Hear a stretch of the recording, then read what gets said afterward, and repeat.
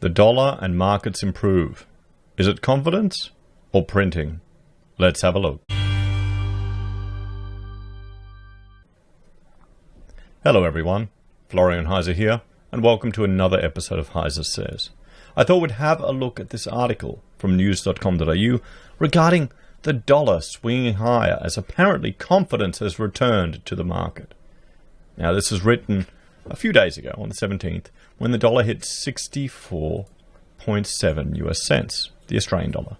We jump here to trading economics. We can see right now it's at 63.48. Let's have a look at some of the stocks, guys. Dow Jones is at 2400, S&P 500 is at 2800, Nasdaq 100 is at 8800. The ASX 200 is at 5470. So we'll bring up the Dow Jones. You can see here as it loads up, there you go. It's all returning back to normal. We'll all be fine, guys. Or is it a dead cat bounce? Or a few other things? So let's have a look at this article, everyone. So, the Australian dollar is up to around 64.7 US cents as confidence returns to financial markets thanks to some progress on an illness vaccine. Okay, and haven't we also heard the news that apparently there's reintroduction of restrictive and lockdown measures in China? We'll have to see.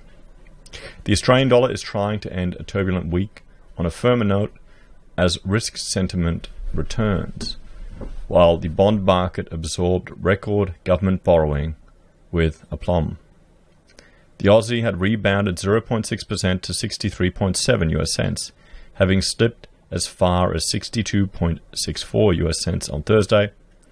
That left it up 0.3% for the week, but short of a one-month top of 64.45. The New Zealand dollar bounced 0.8% to 60.2 US cents, and I'm looking at it right now on my other screen. The New Zealand is at 60.17. And away from a low of 59.98 US cents, it was still off 1% the week so far, and well short of its recent high of 61.31.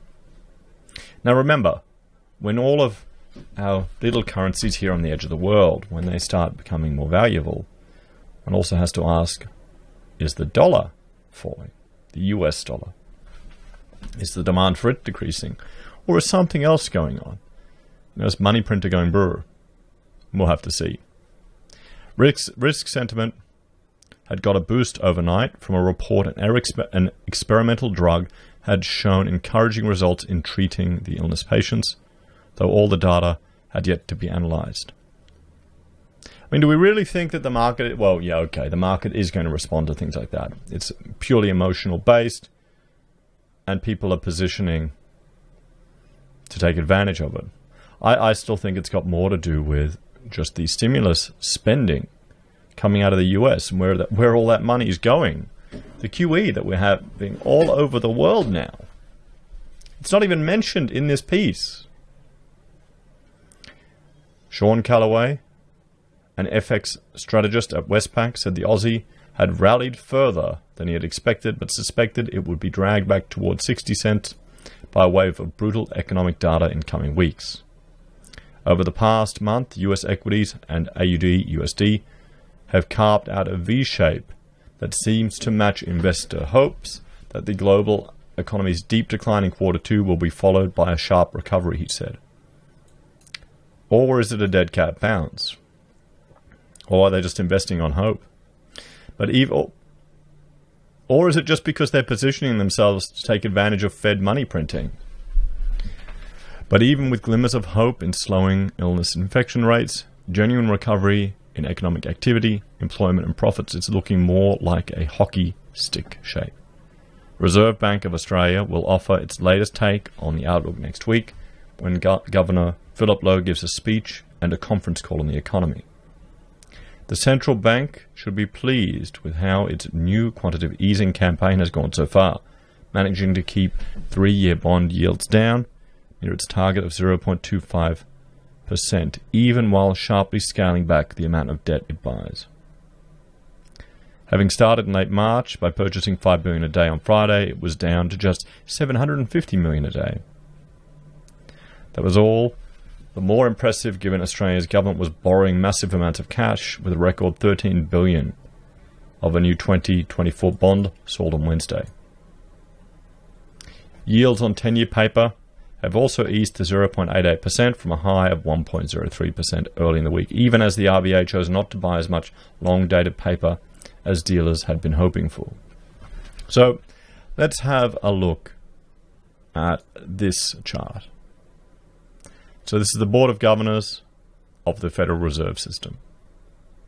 So now this is the recent balance sheet trend, and this is the total assets of the Federal Reserve. So the Federal Reserve's balance sheet has expanded and contracted over time. Really? Has it contracted? I guess it has. During the 2007-8 financial crisis and subsequent recession, total assets increased significantly from $870 billion in August 2007 to $4.5 trillion by early 2015. So we're seeing here. So that's that increase they're talking about there. That jump there. So from under $1 trillion, so essentially 4x'd it. Then reflecting the FOMC's balance sheet normalization program that took place between 2017 and 19, total assets declined to under $3.8 trillion. Beginning in September, total assets started to increase. So this is the increase. This is all their QE. And this is their attempt to bring it back down. Now, what's wrong with this diagram here? Oh, wait, hang on, you can't see it all. There we go.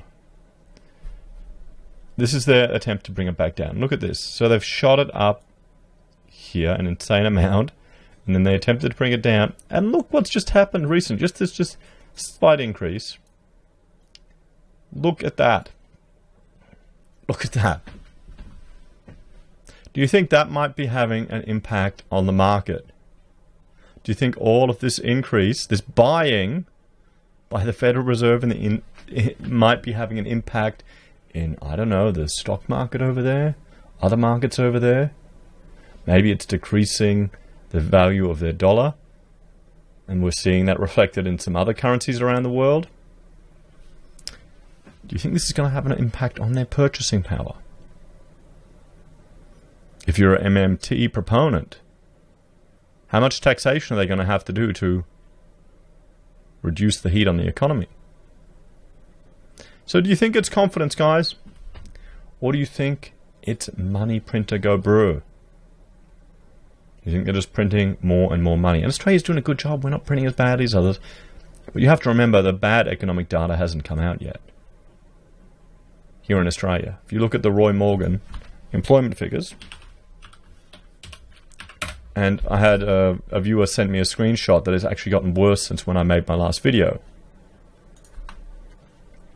Because ABS is saying we're at 5.2, we're fine. But Roy Morgan, well, look at that. They've done a later one.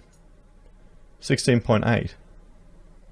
And unemployment and underemployment, we'll have a look here,